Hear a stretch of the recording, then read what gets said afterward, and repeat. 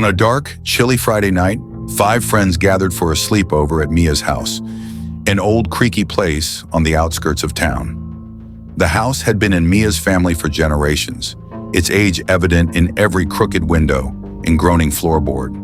The group had been best friends since elementary school. Mia, the thoughtful host, Danny, the jokester, Emma, the skeptic, Liam, the tech-savvy one, and Sarah, the timid but imaginative friend.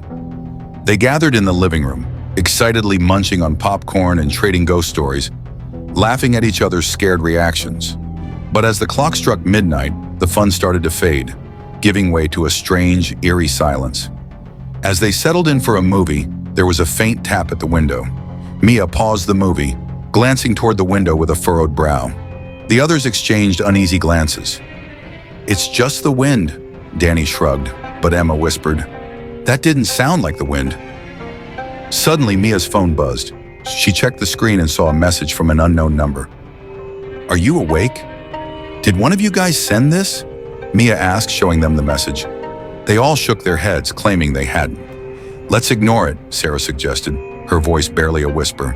But as Mia put her phone down, another message appeared. "I'm closer than you think." The group looked at each other, now thoroughly unnerved. Trying to shake off the fear, Liam suggested they explore the attic, a part of the house Mia rarely ventured into. "Maybe there's some cool stuff up there," he said, pulling out his flashlight app. "Besides, what's a sleepover without a little adventure?" Reluctantly, the group agreed. Together, they crept up the narrow staircase, each step creaking underfoot. When they reached the attic door, Mia hesitated. She had always felt a strange energy from the attic, a feeling she couldn't quite explain. As the door creaked open, a cold draft swept over them.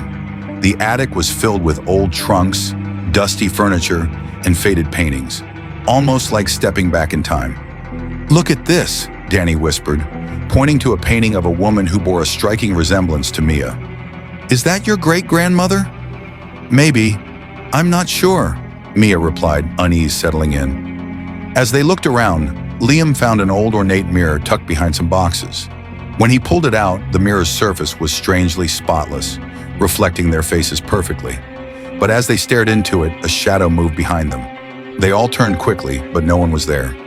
"Did you guys see that?" Emma asked, her voice trembling. "Probably just our imagination," Liam mumbled, though he didn't sound convinced. Just as they were about to leave, Mia noticed a small yellowed envelope lying on the floor.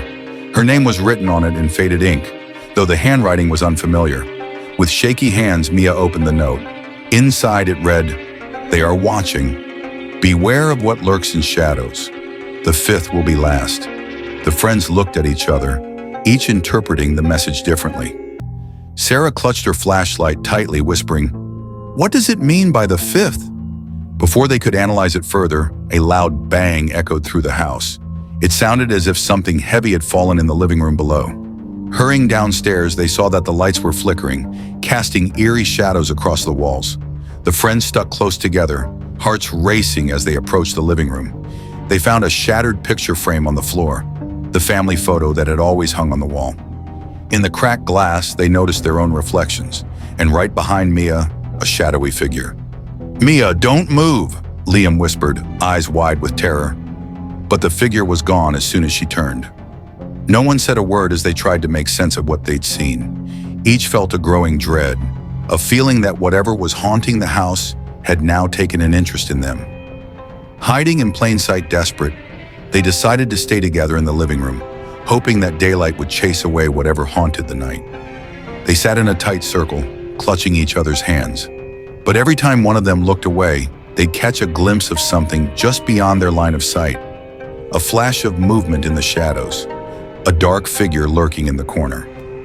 Emma, who had remained the calmest so far, finally cracked. "We need to get out of here," she whispered.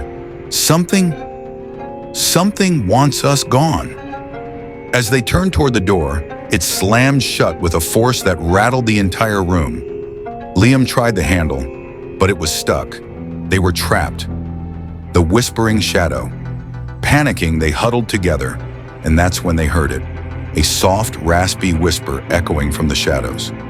"One by one, I watch you all." The voice seemed to come from everywhere and nowhere, circling around them like a dark, invisible fog. Sarah started crying, her fear overwhelming her, but Mia, summoning all her courage, called out, "What do you want?" Silence. Then the whisper returned, louder this time. "You should not have come to the attic." In horror, the friends realized that by disturbing the attic, they might have awakened something that had been dormant until now. Just then, Mia remembered the old mirror they'd found. She pulled out her phone and scrolled through family photos. In an old picture of her grandmother's house, she noticed the same mirror. Only in the photo, it wasn't a normal mirror. It had inscriptions, symbols around the edges. Symbols meant to trap something. "Mia, what does it mean?" Danny asked, noticing her terrified expression. "That mirror, it's not a normal mirror. It's a portal." The others felt a chill run down their spines. They knew they needed to get the mirror and somehow close the portal before it was too late. The final showdown, braving the eerie quiet, they crept back to the attic. The mirror was still there, its surface now rippling like water.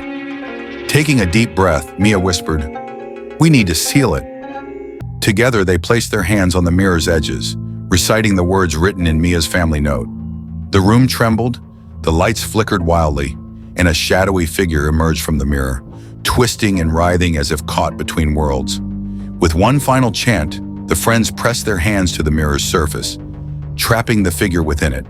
The shadow screamed, fading into the depths of the glass until only their own terrified faces stared back. The morning after. As dawn broke, they found themselves alone in the quiet house. The air was still, the shadows gone, and the house seemed to have returned to normal. They left the attic, each feeling a weight lifted from their shoulders, but also knowing they would never forget the horrors they'd faced. And as they left Mia's house, they couldn't help but glance over their shoulders, wondering if the shadow still watched them from within the mirror, waiting for someone else to disturb its restless slumber.